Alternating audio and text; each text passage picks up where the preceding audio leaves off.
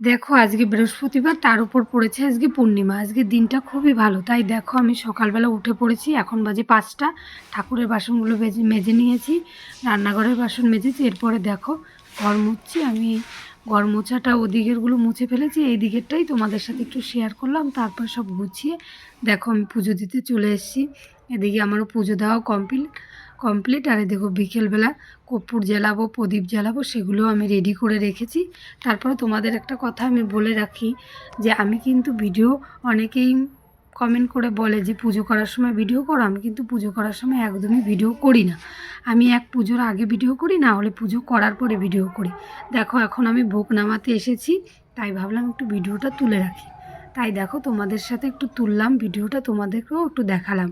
আর তারপরে তোমরা কি আমার আসনের কোনো পরিবর্তন বুঝতে পারছো? আমার আসনটা কিন্তু আগে এরকম ছিল না। আমার আসনের ঠাকুরগুলো অন্যরকম ছিল, আর একটা নতুন ঠাকুর আমি এই রাধাকৃষ্ণ বড় ঠাকুরটা আমি অ্যাড করেছি। তো কেমন লাগছে আমার আসনটা? তারপরে দেখো সন্ধ্যার সময় আমি একটু সিমাই করবো বলে এদিকে সব কিছু গুছাচ্ছি। আর তোমাদের তো বললাম আমি পুজো করতে বসলে আর ভিডিও করতে পারি না, তাই বাকিটা তোমাদের আর দেখাতে পারলাম না অন্য কোনো এক ভিডিওতে। আর যদি আমি কোনোদিন কেউ আমার ভিডিও করার মতন থাকে, তাহলে পুরোটাই